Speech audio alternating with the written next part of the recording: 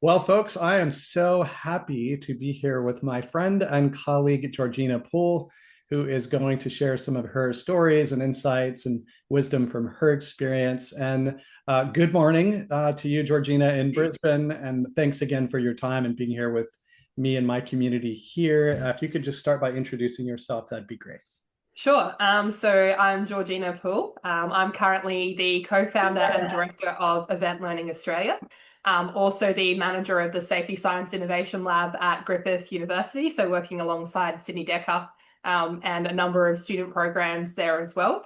I have about 18 years of health and safety experience across mining, oil and gas, and construction. Some of the best days of my life and some of the worst days of my life as well, where in the field, on the ground with boys and girls, doing what we do from a safety profession. And I guess to put it into a nice bubble, I started out on a mine site at the age of 21, 22, dealing with some very robust personalities and coming from a very traditional mindset. So I wasn't born into a let's listen to the workers kind of space. I fell into safety and I fell into a role which I thought was going out with a clipboard, like most of us did originally, and trying to tell big burly mining guys that this was how their jobs were supposed to be done. As you do, you learn very smart and very quickly that that's not necessarily going to get you where you need to go. And if you don't want to cry every single day, you need to change up the way that you do things, the way you ask questions, the way that you communicate, the way that you interact with the people on the ground. And so over a period of time, I was able to develop, curious questions, change the way that I communicate, my techniques, the way that I interact. And that led me down the road of really understanding that the way I do safety is doing safety differently. The Mm. verb, not the label. Obviously there are a number of labels on the way that things happen with HOP and safety differently, HRO. I just like to say that I do safety differently as opposed to doing things the old school traditional way. So that's basically me in a nutshell, wrapping up my career. The one thing to note is I'm currently studying my PhD under Sydney Decker at Griffith University. And the interesting part about that is it's all about sustainable organizational change when it's driven by a change agent, which might be you, Steve, but also some of your audience as well, right? Like your colleagues and those that might be watching this video. So if you're someone who goes into a company or is trying to instigate change, then you might be curious about my PhD studies and how we sustain that change when you as a change agent leaves the organization. So that's what I'm focusing on now and for the next 2.5 years with Sydney. Fantastic. Well, thank you so much for that. And I'm sure we're going to delve into several different pieces that you just Mhm. mentioned there. But let's go back to this moment where you're standing there with your clipboard. And I was a I I was don't a want to clip, go back, but I was a yeah. I was a clipboard guy too at one point, and Yeah, I we all believed, had them. yeah, I think that's we just didn't know any better, and Yes, we were so in this as I like to say, we were so in this trench that we couldn't even see the trench, or we didn't know we were in the 100%. trench, right? And Yep. so in that mindset, if I go back in time to myself, I believed in this very kind of traditional way of measuring Yes. safety, Yeah. and it was measuring things like how many people got injured and Yep. how much work did they miss and things like this. And I wonder if Mhm. we could start this conversation Sure. by exploring why those traditional ways of measuring safety aren't the best ways, or perhaps aren't the only ways. Yep. And I guess to understand why they aren't the only ways, you kind of have to understand why they're there in the first place. Mhm. And usually the first word that comes to mind for me is easy. When you think about metrics in general, you're looking for a number, you're looking for something that you can tick the box on, that you can tangibly go and say, I did this, and that potentially has causality. You can link, I did this and it equaled this. When you throw out something different that doesn't look like something tangible, something that looks like causality, something that's not linear, people get like this little butterfly in their gut that makes them feel uncomfortable and they won't necessarily, go along with it. So I think to understand how they got there, and in the book we do the history, and it is all about that neoliberal liberalism space. So it's it's kind of easy to understand historically. We grasp these numbers as things that we needed to do. The finances of the world, the accounting, the bean counters of the world gave us these different types of metrics, not just in safety, but everywhere else. And we felt like in safety, we needed something that was tangible for us to go off.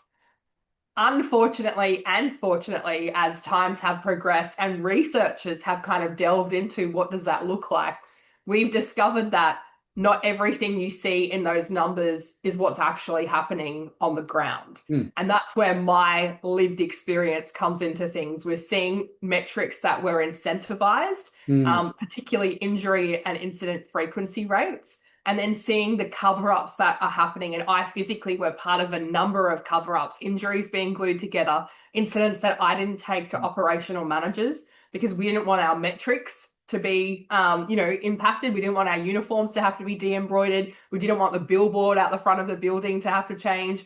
But we also didn't want to lose contracts. So a lot of, I don't know what it's like in the States, but in Australia, if you're a construction company and you're tendering for a project, you have to give your total recordable injury frequency rate or your total recordable or your recordable incident rate, for example, your TRIR or TRIFR in Australia, to the companies that you're tendering for, those projects you want to win, as if it says how safe you're going to be. And, we can think of a number of different historical events, industrial disasters across history that show us that, yes, even though they had a really fantastic rating, they still killed people. And we know that the research coming out of the Construction Safety Research Alliance, there's a number of different articles now that are pointing at, what kills us isn't the same as what injures us. As well as that the debunking, I guess would be the word, of the total recordable injury, frequency rates.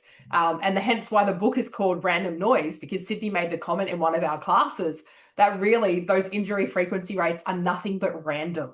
You cannot say that a manager implemented a program and it impacted the frequency rate unless there's 8 years worth of data, unless nobody else impacted that program. There has to be so many conditions in place. And even then, it's only 1% accurate in the first place. So it, begs the question, why are we still focusing in on these frequency rates? And it takes me back to my answer. Because they're easy, because they feel like they're tangible, and because that's where the boards and things want to be able to say, yep, we've got it in the bag. We know what we're doing, and here's that number. It's the easy thing to do. Going qualitative is not easy, and it makes you feel uncomfortable, right? That was an incredibly succinct summary of a very complex sorry. question. That was amazing. I don't know if that's succinct. No, my husband would say too many words, Georgina, too many words. Well, I think you covered several chapters in the book right there in just a couple of minutes. So that was amazing. And the book we're referring to is Georgina's book. Oh, it's kind of disappearing in my background. There you go. It's really wonderful. And we'll talk a little bit more about the book at the end. Sure. But some of the things I heard you mention were that we count these things because they're countable. They are easy to count, and that there can be things like optics compliance happening where we want to look good, or competing incentives between reporting and learning things versus looking bad, or having financial consequences for reporting things. So you described some deeply seated kind of structural things or financial things or organizational things that make it easy for us to say, but sometimes hard for people to make that shift from the old way of counting random noise, as you beautifully called it. Yes. So that brings us to the obvious next question, which is, we're leaping ahead a few chapters, but what should we count instead? If we shouldn't be just counting injuries and, things that are probably being skewed to begin with by these pressures that you just described, if that's not enough, and you're challenging us to maybe get away from these easily counted things to other things, could you tell us some examples of what those would be, or maybe even if there's a story that illustrates why these are perhaps something we should not count instead, but count in addition to? Yeah, and I was going to say, a lot of the time in my head, I was like thinking, that's actually a really another great webinar to run, is like, how do you actually move away from counting what you already count to something a little bit more qualitative? Because, excuse me, people find it hard to completely drop something that they've been focused on for quite a long time, including the way you do safety, right? It's really hard to move away. But if I said to you, I'm going to give you an extra tool in your toolkit, you're like, yeah, sure, I'll take an extra tool, but I'm not going to get rid of all the other tools that I already have in my toolkit. So there's a way to add those extra things on. But to start with, what should we measure instead or in addition to what we currently measure? It's some of those qualitative things. And when I have been traveling around conferences, particularly the last 6 months, New Zealand, Australia, America, and Canada, particularly in Canada and America, what I identified was a number of organizations, very large ones, that are doing safety differently. Again, the verb, not the label.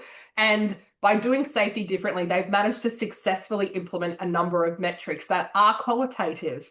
And things like not just, and I mean, in Australia, we had a due diligence index standard, which is included in the book, which attempted to give some alternative measures. However, it scratches the surface and perhaps doesn't go deep enough. And those organizations in the States that are doing things differently right now, that have numbers like 35,000 employees currently on the books, and these employees are all doing qualitative, reporting, are things like feelings, which is a little bit, ooh, did she just say we want to report on feelings? But instead of counting how many learning teams, which is something that, organizations who think they're doing safety differently are like, ooh, let's count how many learning teams we're doing. Who cares about how many learning teams you're doing if the outcomes of those learning teams is nothing? If the people that are attending those learning teams still feel like crap. Like, it should be about, how did those employees that participated in those learning teams feel that learning team hit the mark? Do they feel like it's going to drive, the mitigation of risk? And then physically measure, does the outcome or the action tie to the risks that were identified in the learning team itself, right? So that's tangible. You can check, what did we identify? What did we put in place? And then have some monitoring mechanisms over a period of time to check, is that control still effective to the risk that we've identified, or is there a changing risk as it, travels along? So feelings of people out in the workforce, not just on how many leadership interactions did you have, which is something that a lot of companies, tick the box, yes, every leader will do 3 interactions. No. How did those interactions make those workers feel? Did they feel engaged? Did they trust that what their supervisor or their leader was going to happen did actually happen? And then again, follow up on, did the leader provide feedback on what he said or she said was going to happen? And did that action, control, whatever it was, get implemented as well? So organizations that are playing in this space are not just playing at that surface level, count how many, multiply it by 200,000 hours, and ta-da, you have a number. I don't think we need to do that. I think we need to go a little bit deeper and add in those stories of the people who have been injured, add in the more qualitative measures like the feelings of people from those interactions, the feelings of those outcomes from the learning teams, and they're the metrics that we should be focusing on. You can still do your TRIFR, but understand that it tells you nothing about the way that work is actually happening on the field or in the field. What you want to do is take a look at the more narrative and more contextual information, and that's where you're going to get your real bang for buck. So I think what you're describing really beautifully is the idea of an organization where people are encouraged and are psychologically safe to speak up, 100%. Yeah, 100%. report and to learn and to raise their concerns and all this. So, Yes. It's easy to say and sometimes harder to do. What would be some things that, if you were the leader of an organization, if you were meeting with the leader of an organization, what would be some advice you have about trying to build, I like to think more in terms of climate than culture. Yep. But if we're to describe, try to build, teams within the organization that have climates that accommodate that psychological safety to do some of the things you're describing, what have you seen as effective there? So definitely having supervisors and leaders that come from a place of curiosity, humbleness, humility, care. And in fact, Sydney's 10 Virtues of a Positive Safety Culture, the new book that's come out, all of those virtues, kindness, forbearance, humility, all of those things, empathy, speak to exactly what we want our leaders to have in a learning-orientated organization, but in an organization that really just gives a damn, Steve, at the end of the day. So you need to come from a place where all of our leaders are on board with caring for our people and with building trust. And that should be the first step, like recognizing that your leaders are in this spot and some of them might not care and you might have to deal with that. And that's a little bit rough to have to get over as well, right? And I threw this out at CHOL and I offended a couple of people that were in my workshop. But I said sometimes you change the leaders, as in you change the way they do things, or you might have to change the leaders. Like not everyone is going to be on the bus of doing something different or coming from a place of curiosity. And that's okay. Because for every organization that does something different, there's a command and control organization that someone could go and work for. So if your philosophy is we want you to have trust, buy-in, engagement, then those leaders that feel like they need to dictate to their employees, if they can't, get on that bus and change, that's cool. Like there's no barriers there at all, right? Like there's other organizations that will love them and embrace them for that skill set. But if your organization wants to increase compliance, increase trust, buy-in, engagement, and all of those things, once you understand and your leaders are in that space of we care about our people, we know they're the solution, not the problem, and that mindset is there, the next thing is to give them some tools that will actually support them in their mindset change or in their shift. So little things like learning teams, focus groups, learning sessions, whatever you want to call them, where you actually bring people in to learn about the way that they, do their work, the actual way, the real work is done. Or when you send your leaders out into the field to do those leadership walks that we're all counting, how about you give them some curious questions to ask that will find out about work is done? And then instead of just ticking a box to say they had the conversation, there's a number of feedback points where they go back to the workers and say, sorry, mate, I couldn't implement this, money was tight, whatever, but here's what we're doing instead. So the workers feel like they've come along with that journey as well. And I mean, in Australia, consultation is legislated. So, regardless of what we're doing, if it impacts a worker's health and safety, they're required to be consulted. Consultation looks like learning teams. Consultation looks like walks in the field, asking workers how they're feeling, what makes their work difficult. What's the stupidest thing that we make you comply with? There's a number of ways that you can, identify those activities by being curious. And then making sure that anytime you're looking at improving things, you allow your workers to come along that journey with you and have their input. I saw lots of great success by doing all of those things that I just told you about. And I feel that's what a learning organization looks like. One that comes from a place of care and trust and engagement and values their frontline workers. The supervisors have the skill set as well and the tools they need to do their jobs and to actually, ask curious questions. And that is supported through every level of the organization. And there's systems and processes that back that up as well. So you've worked in some really different and interesting industries than I have. You've worked with, oil and gas and mining, you mentioned, and construction and aviation and healthcare and others. And I specifically focus on outdoor and experiential education programs. So, imagine groups taking folks out into wild and remote places and not actually running away from risk, but seeing risk as part of the benefit of the educational outcomes of the program itself. So there's something a little bit unique there. And also this piece where in many cases, some of them are adult programs, but in many cases, the safety that we're looking at is not just for the workers, but they're responsible for the safety of other people's children. So there's some really interesting layers that are a little different here than oil and gas or mining, and there's some overlap too. But I'm curious if you have any specific experiences, maybe as a parent or as a safety visionary person, advice that you would have for folks who work in my industry about ways to adopt some of your work and your ways of thinking, but something that may be unique to this outdoor and experiential education world. So I'm going to call on an experience over the weekend, and it was dealing with very young people at a McDonald's restaurant. So I put my order in, and it was for my 5-year-old son. And, once half the day's passed, he gets hungry, he gets fatigued, and he's very demanding almost, right? And he does have ADHD and ASD. So there's a lot of things going on that if you don't have a specific order and it's in a timely manner and everything's not in the packet, then there's usually a meltdown that happens specifically in between medication. So I'd ordered, chicken nuggets, I'd ordered a burger, I'd ordered some stuff, and we've got cousins and things that are there with us at the same time. So there's a lot of things going on for this little boy at this particular time. And I can see behind the counter, it's a weekend. So the McDonald's restaurant has got a number of young people. There's nobody over the age of, and here's Georgina being judgmental, 20. There's no one over the age of 20. That's what I'm going to call working behind the counter. You've got drive-through backed up.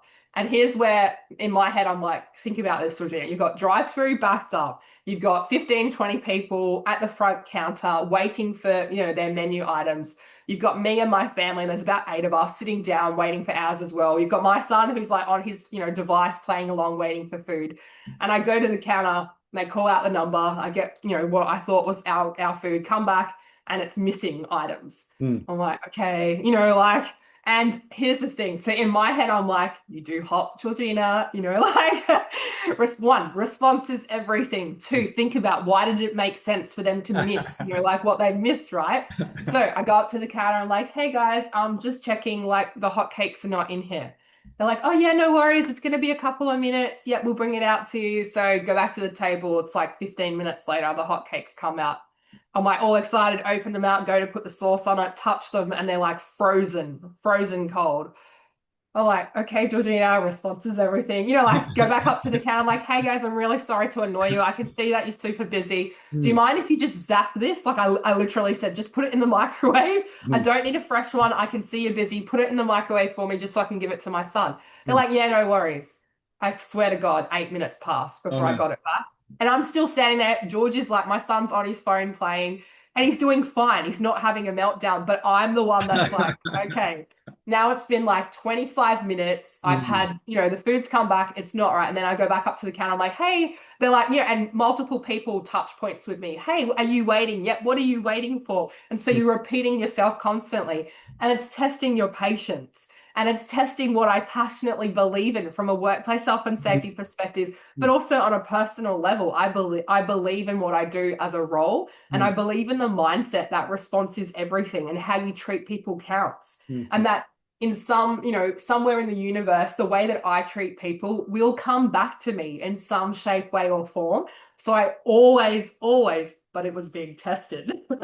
So then she comes over, she gives me, the pancakes. I take it back. It's warm enough. It's still cold in the middle, but I'm like, let it go, Georgina. You got it. I get over there, and then my son's like, Mama, where's my frozen drink? And I'm like, you gotta be kidding. I'm like, God damn it. We're at 40 minutes in now after ordering it. I go back up to the counter. I'm like, hey guys. Still, and I'm just like super friendly, super cool. I'm like, hey, I show them my receipt. You guys forgot my drink. They're like, oh yeah, what size was it? I'm like, it's on the receipt. It's a large size frozen Coke. They're like, yeah, was it sugar? No sugar. You're like, it's full sugar. They're like, okay, no worries. They get it and they give it back. It's a very long-winded story, but it's one of those ones that I can imagine would transfer into your workplace, where you're dealing with young people that may or may, and not even young people, adults that may not have the same perception of risk or the same understanding of what's important to you as an instructor or someone leading those experiences, because everyone comes from a different background, and because everyone's perception of risk is different, and you can't assume that everyone gets it. How would they know that out in the restaurant is a little kid who has autism and ADHD, that if he doesn't get that specific box, he's going to have a meltdown? At the same time, how am I to know? I mean, obviously I could see the environmental factors playing there, that it's a weekend, you've got a number of cars, in my head, I'm counting. And I came back and I said to my husband, because he's in safety as well, I'm like, here's why, because he's like, what the hell? You didn't even yell at them. I'm like, no, because here's why it made sense to them. And I think when you're faced with a kid or an adult that, trips over a rock that we all think you should have seen the rock, or why didn't you, you throw those hindsight biases in it, or those counterfactuals, you have to step back and really understand everyone comes from a different background. Everyone's context is very different. And the minute that you place those counterfactuals in place, you're going to miss how it made sense for them. And I feel like when you're teaching, when you're working with people in the field, on the front line, you have to come from a place of curiosity and really understand, how did it make sense? And that's what I was questioning.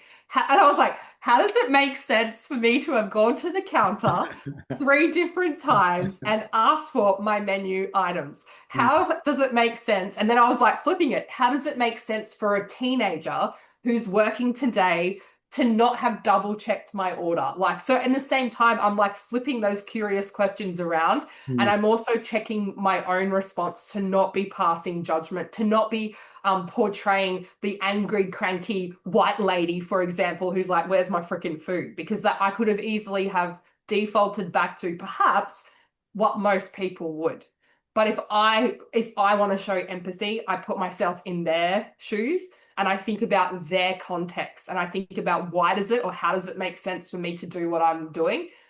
Very hard, very challenging, but I got there, right? Like I got to a point where I could understand how it made sense for them to do what they were doing, and how, you know, you've got bells and whistles happening at the same time. You've got people at the counter, you've got mums coming up with, you know, multiple orders, people asking, Uber drivers coming and going, drive through backed up, you know, people who forgot. I could see there was like a couple of kids that had forgotten their uniforms. There was a number of things. I'm looking for a manager. I can't identify anyone that looks like, you know, because my husband was like, escalate it. I'm like, what's that going to do? Like, we're going to be still waiting 25 minutes for that order anyway. And all you're going to do is make that poor kid feel uncomfortable. They're possibly going to get disciplined at the end of the day. And tomorrow, their orders are still going to be, and excuse my French, fucked up anyway, right? So what is discipline or escalating the issue going to do? Let's be nice. Let's have a conversation. Hopefully they'll come to their own recognition that they missed the risk or the hazard is there after a learning conversation occurs. That's it. Like, let's not go any further. So I think that's probably a story of something transferable, perhaps, I don't know, but really challenging the way that we think ourselves and how we react in those situations where to you it seems obvious. Like, why did he not pack water in his backpack? But when you put yourself in the shoes of them and ask, how did it make sense for you not to pack water in the first place? You might come up with the same reasons and same thinking, and it could help you out in the field. I love that story so much, and the lessons, you know, that you drew out of it as well. And, you know, it makes me think about, well, first of all, the irony of that was fast food, really? I know, what's up with that? And sure, you could have asked for the manager, but that was just another 20-year-old. Like, no, that's right. That wasn't going to help either, right? So it makes me remember, you know, I've led a lot of wilderness expeditions and mountaineering trips and stuff like this with youth. And, you know, sometimes we'd be up high on a glacier or traveling through a storm or crossing some raging river. And at some point, the expedition has to come back into town, you know, transition at the end of the program or something like that. And I always found the in-town pieces, some of the things you're describing, to be more stressful and unpredictable and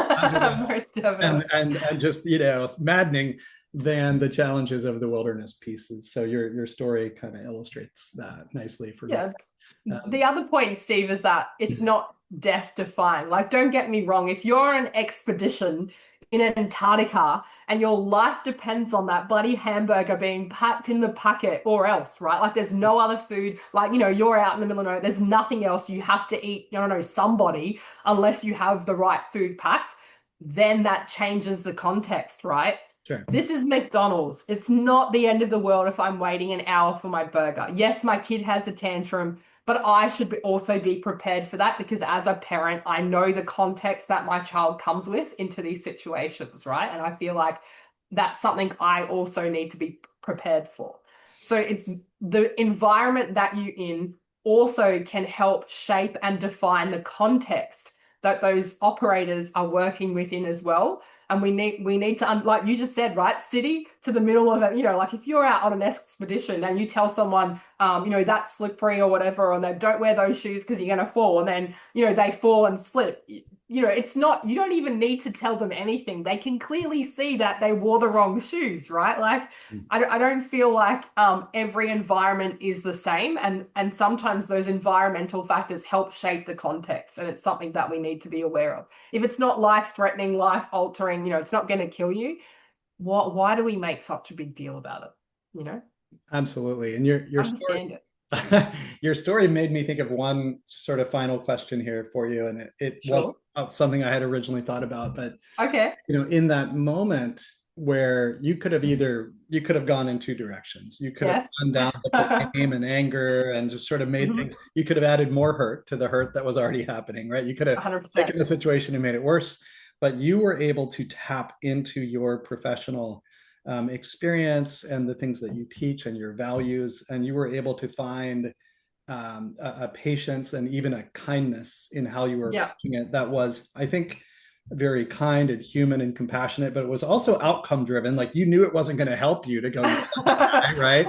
Like it Yeah. was both. It was probably a more Yeah. effective way to both interact with people and to meet your needs.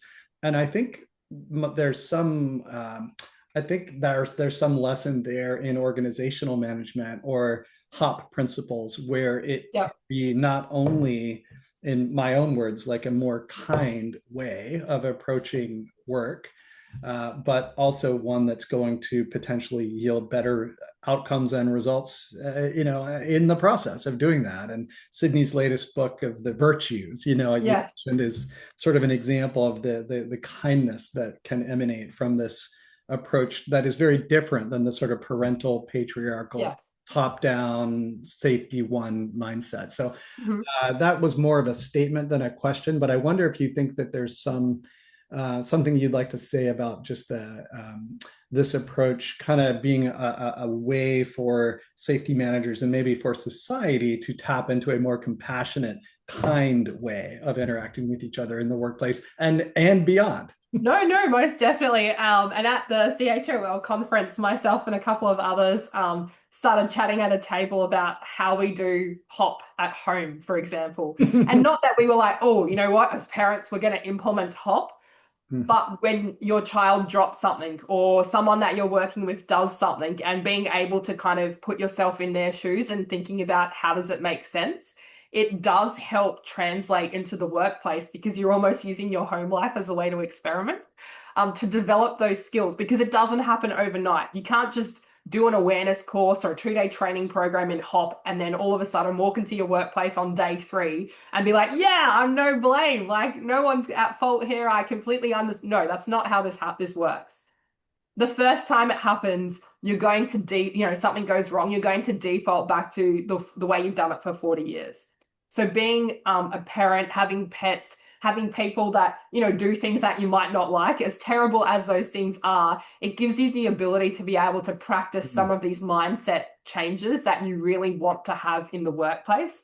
And it gives you, I guess, a different appreciation for human life and the complexities that every single person brings into this world, and that every person's opinion is valid.